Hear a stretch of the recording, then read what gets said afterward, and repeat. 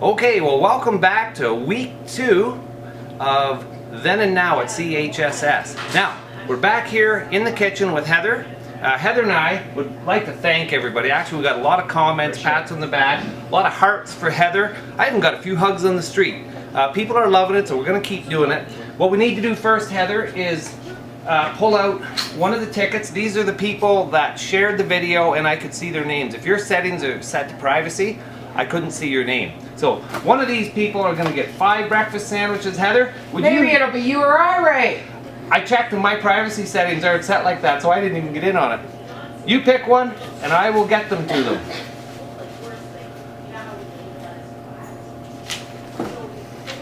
And the winner is Tarina Merkel. So I'll be contacting you, Tarina, and we'll figure out how to get the breakfast sandwiches to you.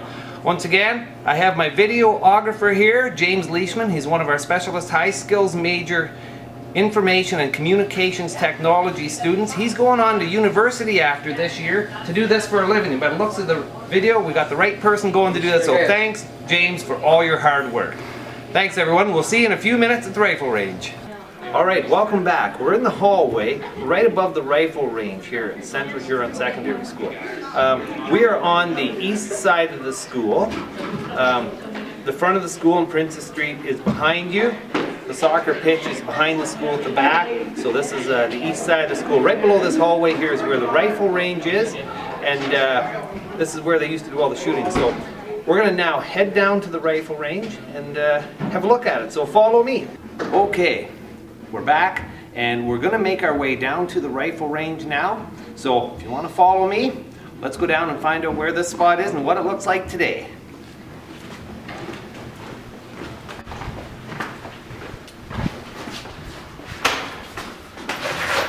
We had to jimmy the door to keep it open. It's normally locked.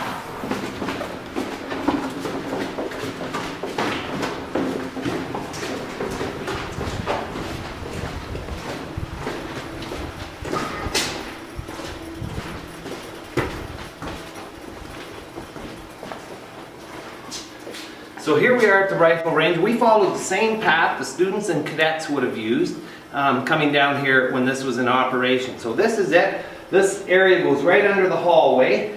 Now, as you can see, about 8 years ago, they put up a drywall wall here, and we're not allowed in there because there's a possible lead contamination problem from all the lead bullets that were used over the years.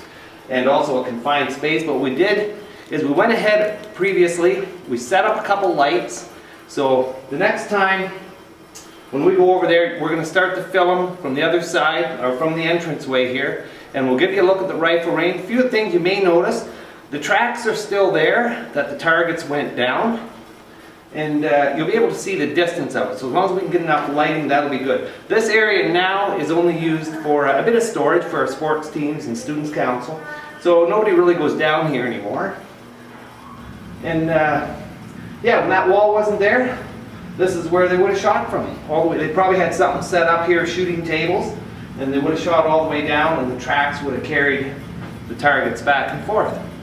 So the next time I see you, we'll be at the entrance there, and we'll be showing you the inside of the rifle range.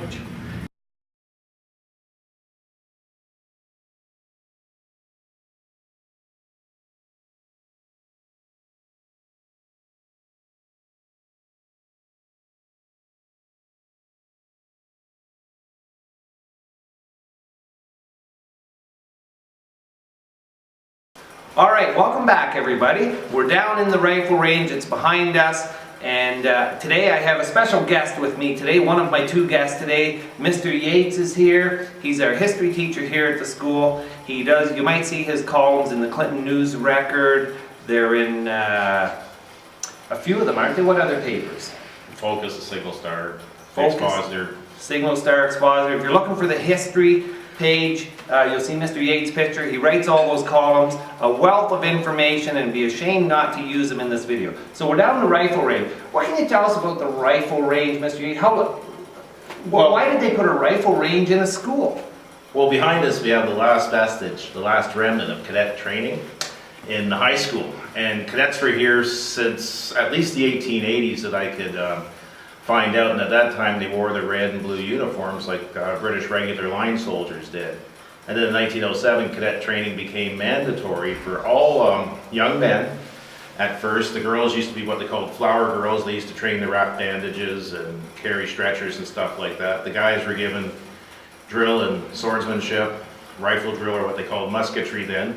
And the idea was that they thought cadet training or military training fostered those noble ideas of duty, honor, courage, strength, and all that stuff. Was the characteristics that would make you a good citizen also made you a good soldier. So people were in favor of cadet training for over half a century. It wasn't until the late 1960s when there was a wave of anti-militarism that due to the Vietnam War that the cadet program or mandatory cadet training was disbanded. And right up until the late 1960s, by that point, both the male and female students were all required to do drill, and we had a band, we had a rifle team, we had all these components for like a military battalion here in the school. A lot of the instructors were teachers here, but we also had the added advantage. Like when the air base was here, we got professional military drill instructors who put the cadets through their drills in the backyard here in the back where the parking lot is here down on the soccer pitch. So cadet training has a long history in the school, and as I said, the rifle range behind us is the last remnant or last visible sign of cadet training in the schools. Wow, that's interesting. I never shot a gun down here. What type of weapons would they have used? Like I understood it was a military weapon reboard as a .22. That's right. They had after World War I and II, they had a surplus of 303 rifles, Lee Enfield 303 rifles, and they were bored down to a .22, which was perfect for indoor rifle ranges, that sort of thing. And so that's what would have been fired down here. Right up in the mid-70s, we had, at least the mid-70s, we had a rifle club, and I'm assuming they used those same .22 bored weapons down here when they did their target shooting. And as I understand, we used to have a lot of trophies here at school that were stored here from our rifle teams from this school that won a lot of provincial championships. Yeah, and they used to be here. I think they're at the Huron County Museum now, and somebody needs to sort through all that school archival stuff to see where those trophies are, but I believe that's where they are now. We had drill trophies, rifle range trophies, I think, radio club trophies. Oh, nice. All that stuff, yeah. Well, we're going to try to go through some old yearbooks to find pictures of some of the rifle And I bet clubs. they have the cadet corps and Yeah. stuff like that. In the I have old a yearbooks. guest speaker coming this afternoon who was in the cadet corps here and shot down this range, so we're looking forward to that. For now, Mr. Yates, thank you very much for Pleasure. being part of this. This is awesome. Thanks. Thank you, and stay tuned. We'll be back shortly. All right, welcome back, everybody. I have my second special guest for today, Doug Vanderhaar. Doug went to school here, and he was in the cadet corps here at school. And we're going to get a little bit of information from him because he remembers shooting down here. So Doug, can you tell us a little bit about the cadet program and what it was like? It was partially the band, which we were in, and then the cadets portion of it. And part of that was shooting down here. And I can remember Brad Kempson was our little leader, or he was a big boy. Yeah. And he led the group down here, and we'd come down here and do our shooting. But since then, I realized that Murray Taylor was down here and won for the 1970, and I don't remember it being something that we went from school to school to participate in. But I know we did do it down here. Yeah. And I'm pretty sure there were just like 22 rifles that we were using. Okay. Yeah, we were talking to Mr. Yates earlier, and he thought there was a surplus of military weapons that they had converted back into 22s or rechambered for 22s that they would use. So what was it like being in the cadet program? Did you have a uniform or anything you had to wear? We had a uniform. It was made up from wool, and you could barely sit down because it was so itchy, and I think anything that was itchy was on the inside. And it was terrible to wear, and that stands out. I remember once we were told as a joke that it was band practice and we had to have our suits, so Brian and myself, we come to school diligently with our suits on. That was a long day.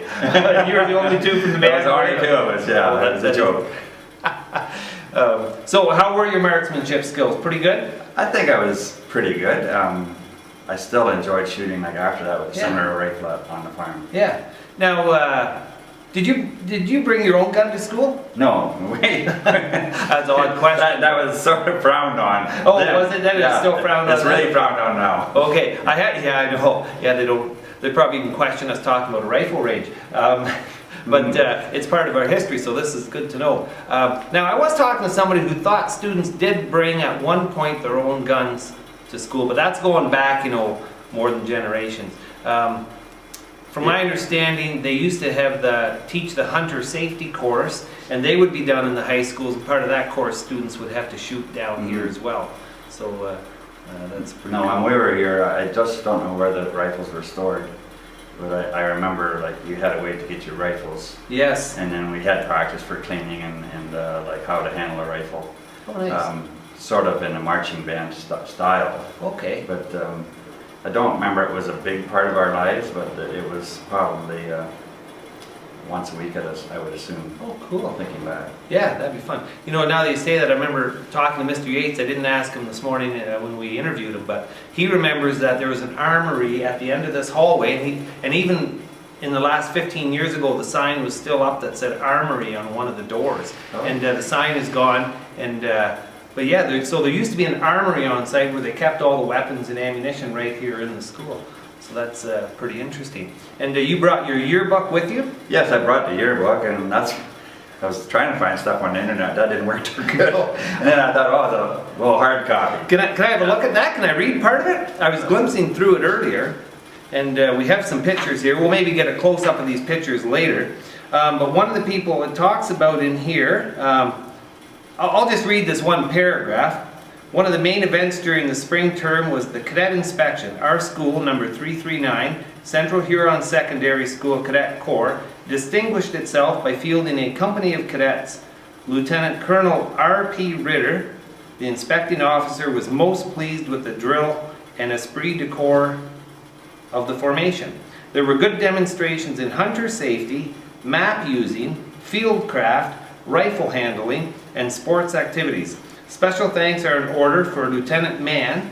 Lieutenant Mann ended up being a geography teacher here at the school, and lots of people will remember him, who assisted with this fine cadet band. The best junior marksman was Cadet Murray Taylor, and the best senior marksman was Band Sergeant Tom Campbell. Best bandsman was Leonard Lobb. Platoon number 1 was the best on parade. Best cadet was Cadet Major Brad Kempston. So we'll get some photos of this after, but that is awesome that you found that and were able to bring that in. And we're glad you had a chance to come to the school today to talk about this, because this is interesting, and we just went for a little tour of the tech department in the school, so hope you found that interesting. We may continue that tour a bit.